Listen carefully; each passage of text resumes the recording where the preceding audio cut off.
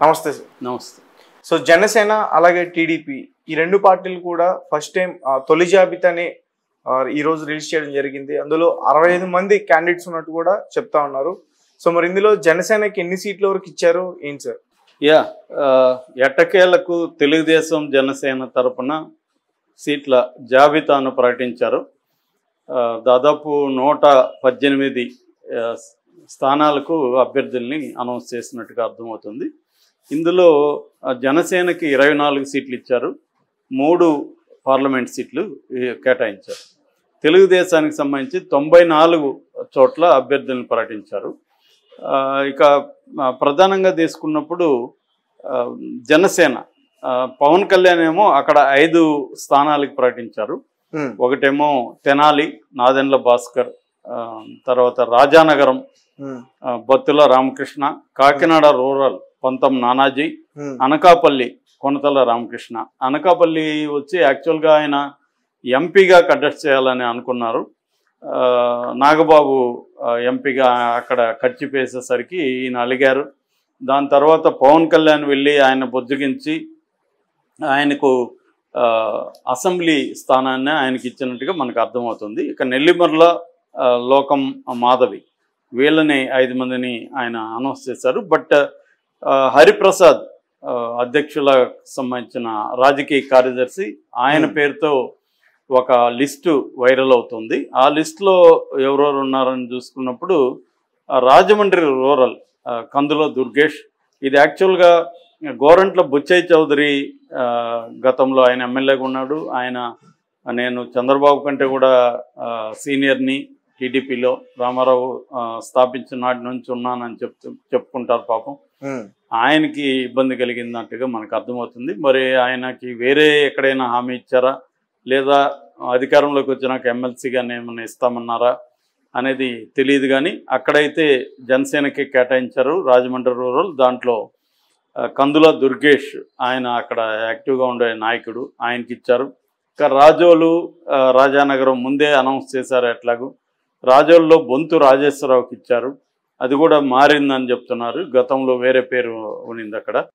ఇక మైదుకూరు పండింటి మల్హోత్రా ఆయన గతంలో కూడా అక్కడ నుంచే పోటీ చేశారు. 2019లో కూడా మైదుకూరు నుంచి ఈయన పోటీ చేశారు. బెంగళూరులో సాఫ్ట్వేర్ చూస్తారు ఈయన అని చెప్తుంటారు, ఇండస్ట్రీ ఉందని. ఇక కాళాస్తిలో కోట వినుత ఇక్కడ మహిళా దీని కింద ఆమెకు ఇచ్చారు. టీపీటీ అంటే తిరుపతిలో కిరణ్ రాయల్ చాలాసార్లు చాలా యాక్టివ్గా ఉంటారు ఆయన సోషల్ మీడియాలో కానీ టీవీ ఛానల్స్లో. ముఖ్యంగా రోజా మీద ఆయన ఆల్మోస్ట్ రోజు ఏదో ఒక మీటింగ్ పెట్టి ఆమెను విమర్శిస్తూ ఉంటారు, ఆయనకి ఇచ్చారు. పిఠాపురం తంగెళ్ళ ఉదయ్, గాజువాక యాక్చువల్గా గతంలో గాజువాకలో పవన్ కళ్యాణ్ పోటీ చేశారు. ఈసారి పవన్ కళ్యాణ్ ఒక చోట నుంచే పోటీ చేద్దామని అనుకుంటున్నారు. ఎందుకంటే లాస్ట్ టైం ఆయన కాన్ఫిడెన్స్ లేదు. ఈసారి తెలుగుదేశం కూడా కలుస్తుంది కాబట్టి ఖచ్చితంగా తెలుగుదేశం జనసేన కూటమి ఉంటే ఓట్ల ట్రాన్స్ఫర్ జరుగుతుంది కాబట్టి 100% గెలుస్తానని, ఎక్కడ ఓడామో అక్కడే గెలవాలి అన్న ఒక పట్టుదలతో భీమవరంలో ఆయన పోటీ చేస్తున్నారు. కాబట్టి గాజువాకని ఈసారి సుందరపు సతీష్కు అప్పగించారు. సో ఇది జనసేనకు సంబంధించిన సీట్ల విషయాలు. ఇక తెలుగుదేశానికి సంబంధించి ఆల్మోస్ట్ ఎక్స్పెక్టెడ్ దీంట్లోనే ఉంది.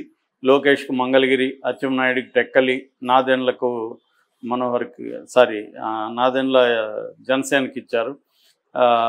ఆముదాల వలస కోన రవికుమారు, ఇచ్చాపురం అశోకు, రాజాం కొండు మురళి, ఇక హిందూపురం బాలకృష్ణ ఆయనే పోటీ చేస్తున్నారు.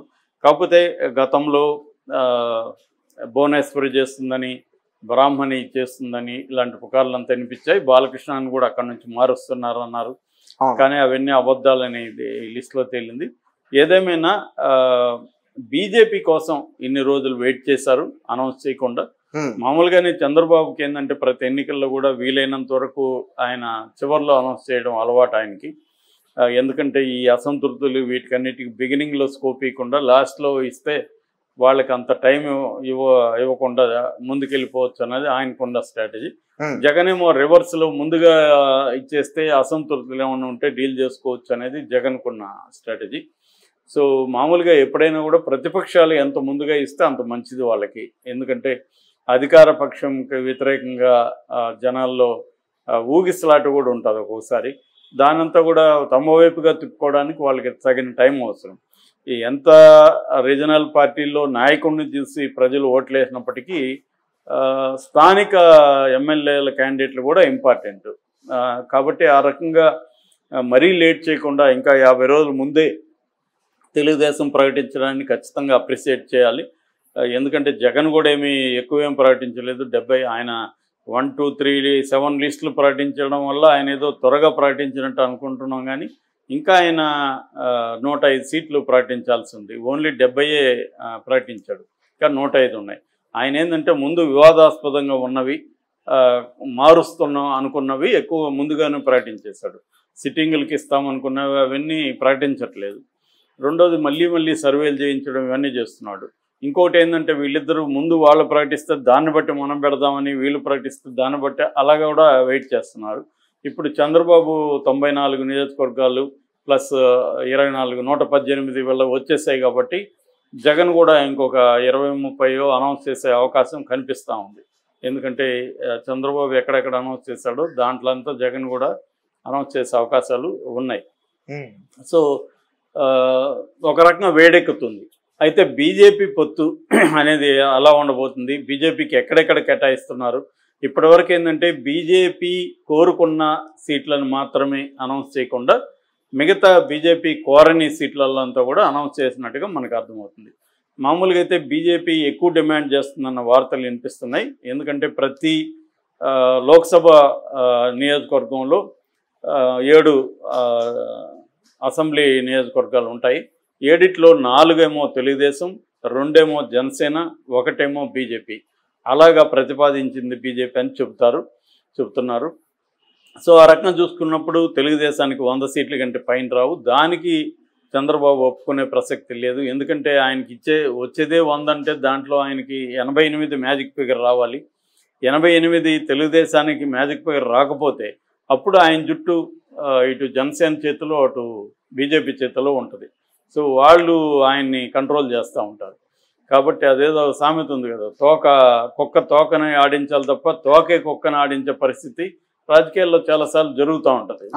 మైనార్టీలో ఉండి కూడా మెజారిటీ వాళ్ళని ఆడిస్తారు. మన కర్ణాటకలో కుమారస్వామిని చూస్తాం కదా, అలాగా జరుగుతుంది. అందువల్ల చంద్రబాబు ఏంటంటే మనకే ఇండిపెండెంట్గానే మ్యాజిక్ ఫిగర్ రావాలి అనేది ఆయనకు గట్టిగా ఉంది. ఇంకొక భయం కూడా ఉంది. అదేంటంటే రేపు పొద్దున పవన్ కళ్యాణ్ షిండే అవుతాడా అనే డౌట్ కూడా ఉంది. మహారాష్ట్రలో శివసేన వర్గాన్ని చీల్చింది బీజేపీ. అలాగే రేపు పొద్దున తెలుగుదేశాన్ని చీల్చి పవన్ కళ్యాణ్ ముందు పెట్టి పవన్ కళ్యాణ్ సీఎంగా క్యాండిడేట్గా పెట్టి బీజేపీ తెలుగుదేశాన్ని విచ్ఛిన్నం చేయడానికి ట్రై చేస్తుంది అనేది కూడా ఒక భయం అయితే తెలుగుదేశం స్థానికుల్లో నాయకుల్లో ఉంది. ఎందుకంటే చాలామందికి కూడా బీజేపీతో పొత్తు పెట్టుకోవడం ఇష్టం లేదు. ఎందుకంటే ఒకటి బీజేపీ కంట్రోల్ చేస్తుంది. వాళ్ళకి 1.17% వచ్చింది లాస్ట్ ఎన్నికల్లో.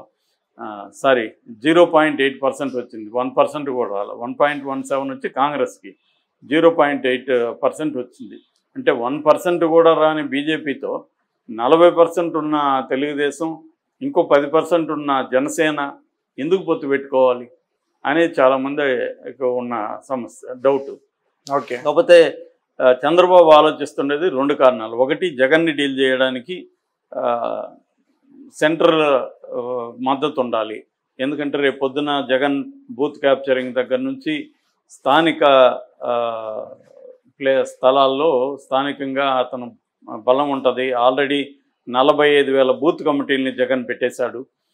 తర్వాత వాలంటీర్లంతా కూడా అతని సైన్యమే. దాదాపు 2.5 లక్షల వాలంటీర్ల సైన్యం ఉంది. అది కాకుండా అంతే సంఖ్యలో 2.5 లక్షల గృహ సారథులు ఉన్నారు. సో ఒక స్ట్రాంగ్ ఫోర్స్ ఉంది. అది కాకుండా పోలీస్ వ్యవస్థ అతని చేతిలో ఉంటుంది. కాబట్టి తిరుపతిలో జరిగినట్టుగానే మొత్తంగా కూడా ఆంధ్ర రాష్ట్రంలో జగన్ కానీ అలా చేస్తే తమకి ఇబ్బంది అయ్యే అవకాశం ఉంది. అందుకని బీజేపీ సపోర్ట్ ఉండాలనేది చంద్రబాబు ఆలోచన. రెండవది, పొరపాటున తాను ఓడిపోయి రేపు పొద్దున మళ్ళీ జగన్ వచ్చి మళ్ళీ అక్కడ బీజేపీ వస్తే తను ఖచ్చితంగా జైల్లో పెడతారు. ఈసారి ఇంకా అర్లీగానే ఎలక్షన్ ముందు కాకుండా ముందే జైల్లో పెట్టేస్తారు. అనే భయం కూడా చంద్రబాబుకు ఉందని చెబుతున్నారు. అది నిజమా కాదు తెలియదు, కానీ పాసిబిలిటీ అయితే ఉంది. అందువల్ల చంద్రబాబు ఏంటంటే 1% కూడా లేని బీజేపీతో పొత్తు కోసం ట్రై చేస్తున్నారు.